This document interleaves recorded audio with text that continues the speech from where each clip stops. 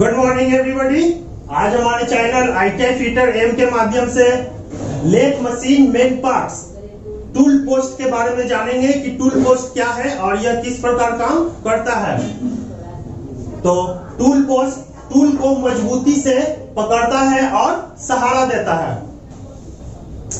इसी को lathe machine बोलते हैं। जो यह देख रहे हैं यह हमारा लेथ मशीन है।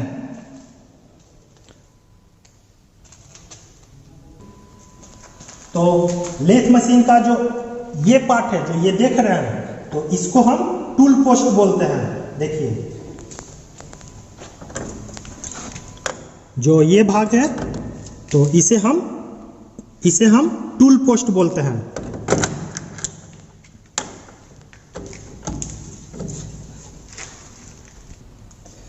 तो ये जो टूल पोस्ट है, टूल पोस्ट कटिंग टूल को मजबूती से पकड़ता है। जो ये हम देख रहे हैं ये कटिंग टूल हो गया।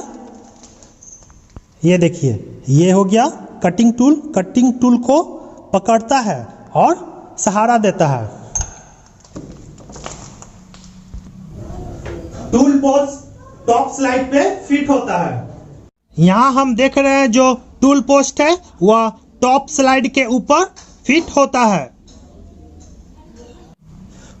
टूल पोस्ट जो टॉप स्लाइड के ऊपर फिट होता है। जो ये हम देख रहे हैं टूल पोस्ट, ये हमारा टूल पोस्ट है। तो टूल पोस्ट टॉप स्लाइड के ऊपर फिट होता है।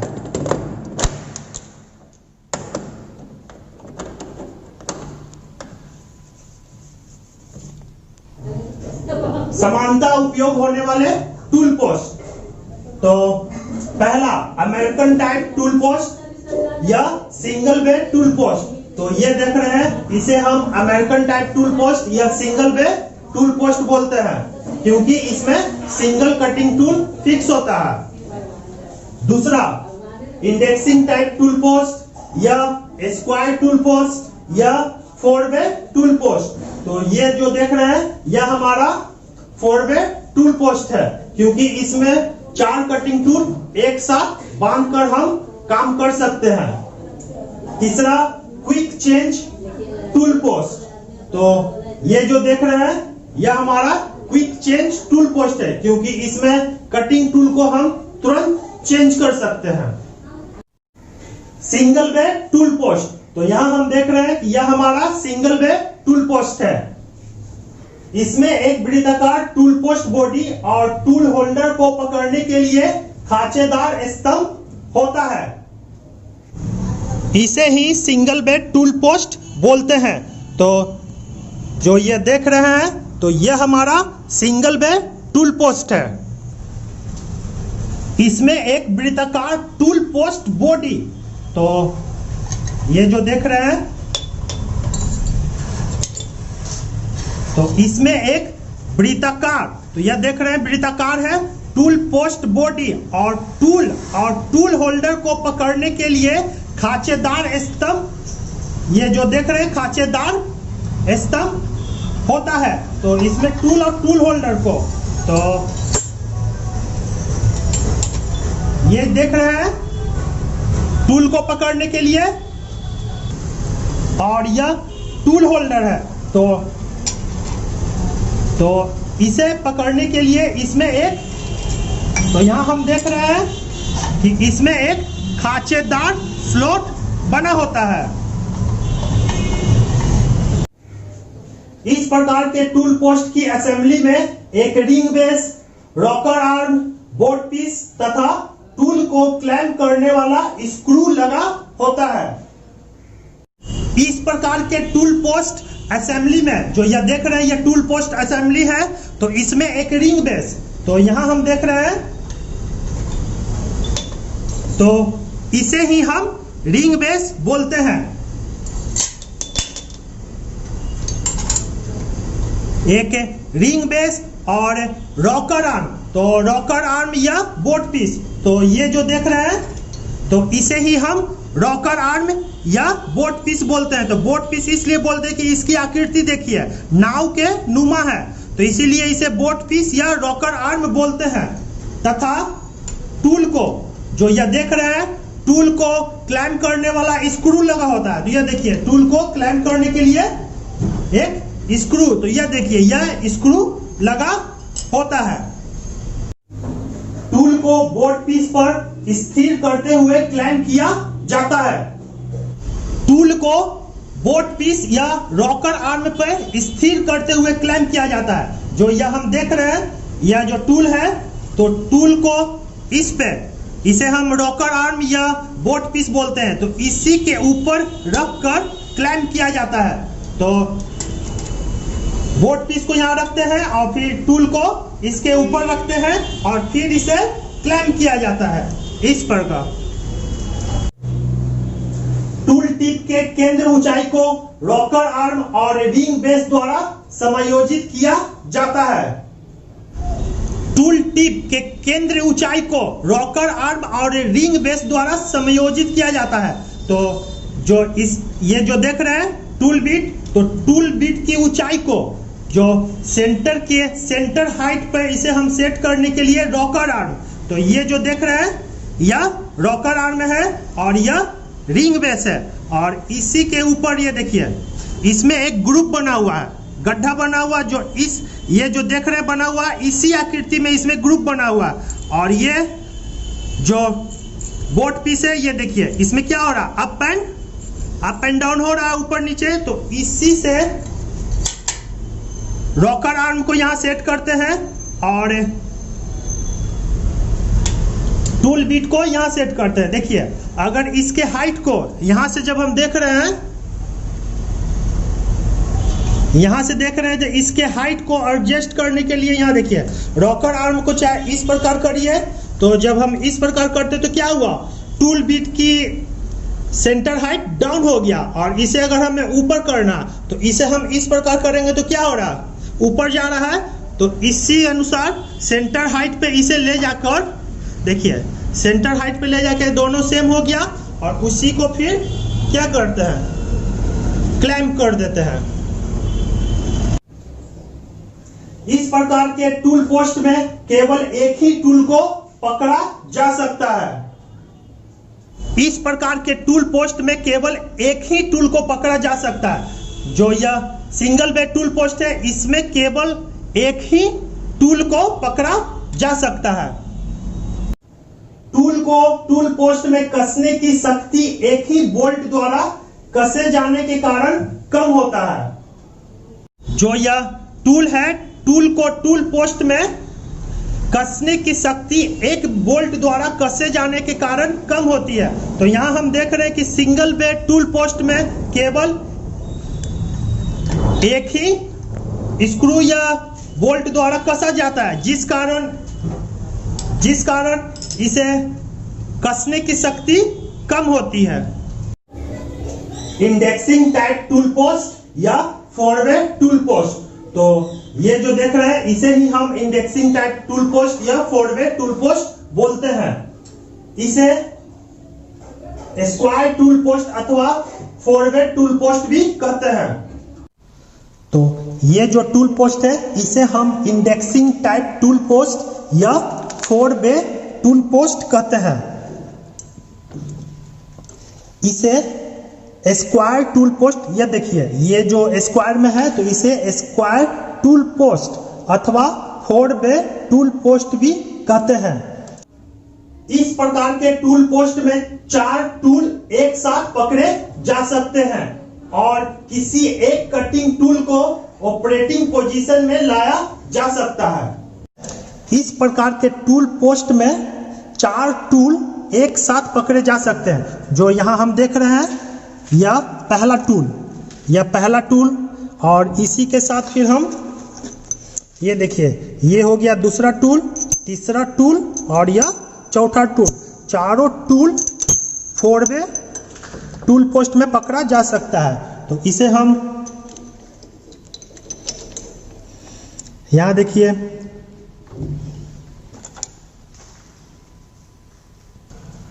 ये दूसरा कटिंग टूल देखिए फॉरवर्ड टूल पोस्ट में बांध रहे हैं और इसी के साथ यहाँ तीसरा, जो यह तीसरा कटिंग टूल है, तीसरा कटिंग टूल को यहाँ हम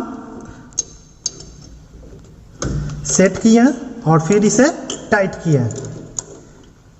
फिर इसी प्रकार जो ये चौथा टूल है, चौथा टूल को भी यहाँ हम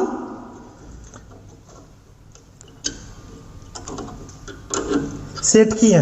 तो यही चीज बोला जा रहा है कि इस प्रकार के टूल पोस्ट में 4 टूल 1 2 3 4 4 टूल एक साथ बांधे जा सकते हैं।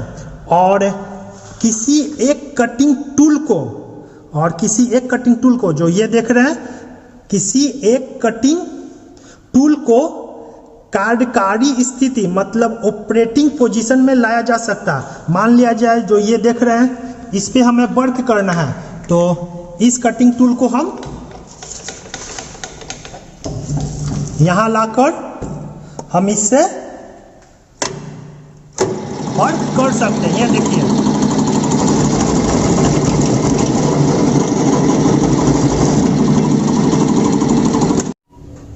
स्क्वायर हैंड टूल पोस्ट को हैंडल लीवर की सहायता से क्लैंप किया जा सकता है। स्क्वायर हेड टूल पोस्ट को हम हैंडल लीवर की सहायता से क्लैंप करते हैं। जो ऊपर देख रहे हैं ये, इसी को हम हैंडल लीवर बोलते हैं और इसी की सहायता से हम इसे क्लैंप करते हैं, मतलब स्थिर करते हैं। हैंडल लीवर को ढीला करते हुए अगले टूल की इंडेक्सिंग की जा सकती है तथा उसे भी ऑपरेटिंग पोजीशन में लाया जा सकता है। हैंडल लीवर को ढीला करते हुए, जब हम हैंडल लीवर को ढीला करते हुए अगले टूल की क्रमबद्ध मतलब इंडेक्सिंग की जा सकती है और उसे भी ऑपरेटिंग पोजीशन में लाया जा सकता है। मतलब हैंडल को हम ढीला करेंगे और ढीला करके जिस कटिंग टूल को, तो यहाँ हम देख रहे हैं इस कटिंग टूल को हम क्रमबद्ध तरीके से जॉब के पास लाते हैं और फिर इसे दूसरा कटिंग टूल से करना है, तो इसे भी हम इस प्रकार से जॉब के पास लाकर हम विभिन्न ऑपरेशन कर सकते हैं। इंडेक्सिंग केवल हाथ से की जा सकती है। इंडेक्सिंग मतलब कि कटिंग टूल को ऑपरेटिंग पोजीशन में लाना केवल हाथ की सहायता से किया जा सकता है। जिसे हम दूसरे कटिंग टूल को लाना है तो यह सभी हाथ की सहायता से ही लीवर को ढीला करके हम करते हैं। इंडेक्सिंग टाइप टूल पोस्ट या फॉरवर्ड टूल पोस्ट का लाभ। तो पहला, इस टूल पोस्ट में प्रत्येक टूल एक से अधिक बोल्ट के द्वारा पकड़े जाते हैं। फॉरवर्ड टूल पोस्ट का लाभ। तो पहला लाभ यह है कि इस टूल पोस्ट में प्रत्येक टूल एक से अधिक बोल्ट द्वारा पकड़े जाते हैं। यहाँ हम देख रहे हैं कि जो ये कटिंग टूल है, एक से अधिक बोल्ट, जो ये इसके ऊपर बोल्ट के द्वारा हम इसे टाइट करते हैं और ढीला करते हैं। तो जो ये कटिंग टूल है एक से अधिक बोल्ट द्वारा पकड़े जाते हैं, इसलिए इसकी पकड़ की दृढ़ता अधिक होता है।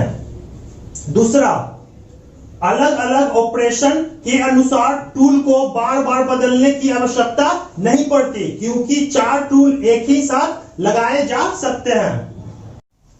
दूसरा लाभ यह है कि अलग अलग ऑपरेशन के अनुसार बार बार कटिंग टूल को बदलने की आवश्यकता नहीं पड़ती है।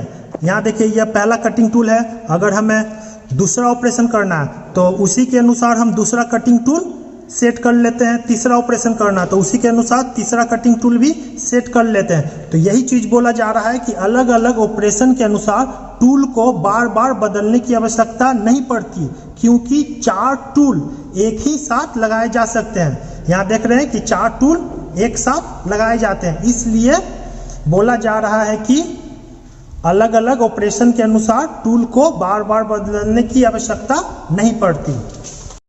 इंडेक्सिंग टाइप टूल पोस्ट या फॉरवर्ड टूल पोस्ट का हानि। तो इसमें हानि यह है कि कटिंग टूल को सेट करने के लिए कौशल मतलब स्किल की जरूरत पड़ती है और केंद्र ऊंचाई पर टूल को सेट करने में काफी समय लगता है। जो यह 4-वे टूल पोस्ट है, इसमें हानि यह है कि कटिंग टूल को सेट करने के लिए कौशल की आवश्यकता पड़ती है और केंद्र ऊंचाई पे जो यह हम देख रहे हैं टेल स्टॉक में जो सेंटर लगा हुआ है इसी को बोलते हैं सेंटर हाइट। तो केंद्र ऊंचाई पे टूल को सेट करने में काफी समय लगता है। तो यहां हम देख रहे हैं,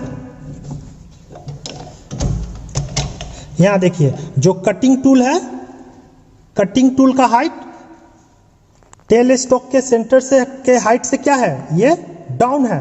तो दोनों का सेंटर सेम होना चाहिए। तो इसके लिए क्या करेंगे, तो इसके लिए इसे हम ओपन करेंगे, बोल्ट को खोलेंगे और खोलने के बाद इसके नीचे कुछ पैकिंग देंगे।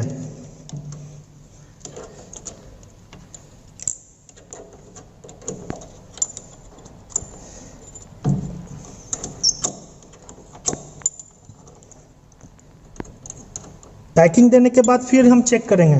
तो यहाँ अभी भी देख रहे हैं कि हाइट से कम है, तो इसके नीचे फिर हम पैकिंग देंगे।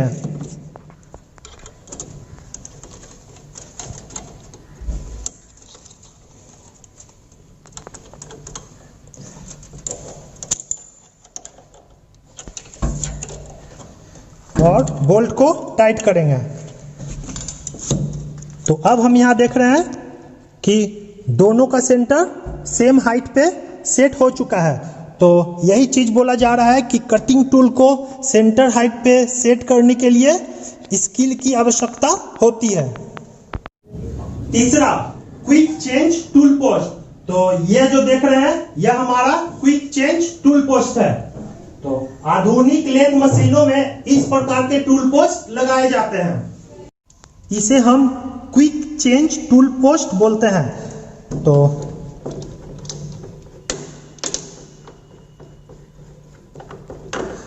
ये देखिए, तो ये हमारा क्विक चेंज टूल पोस्ट है।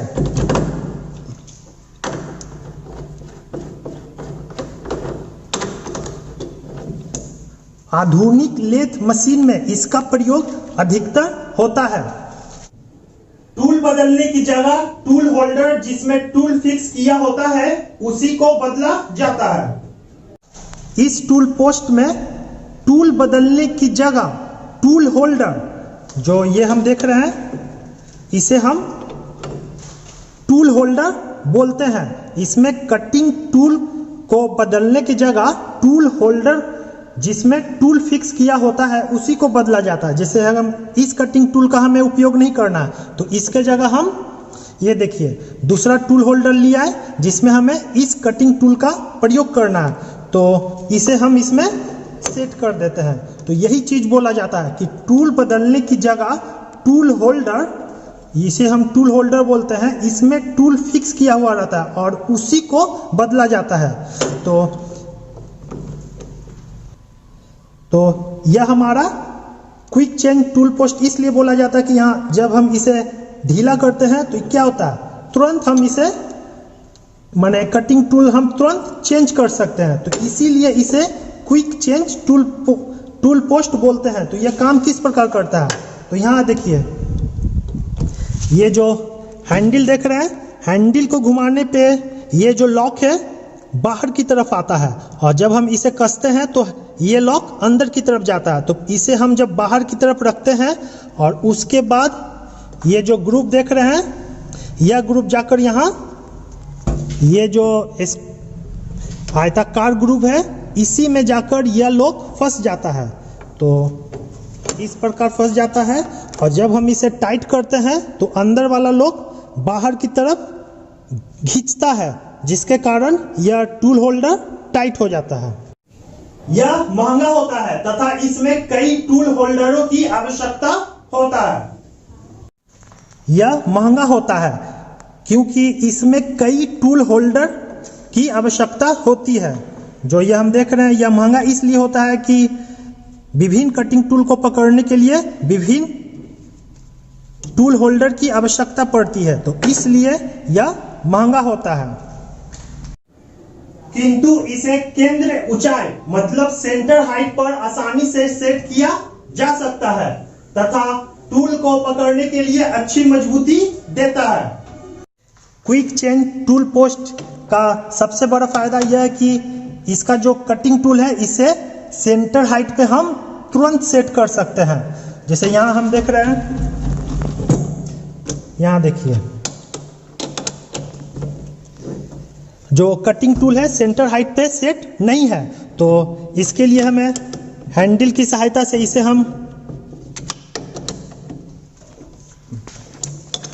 हम ढीला करेंगे और फिर इसे देखिए तुरंत क्या अप एंड डाउन होता है। देखिए तुरंत क्या होता है, अप एंड डाउन। तो इसे सेंटर हाइट पे लाकर इसे टाइट कर दें। देखिए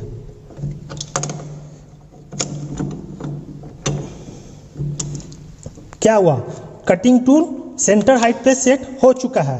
तो यही चीज बोला जा रहा है कि क्विक चेंज टूल पोस्ट की सहायता से हम कटिंग टूल के सेंटर हाइट को आसानी से सेट कर सकते हैं तथा टूल को पकड़ने के लिए अच्छी मजबूती प्रदान करता है।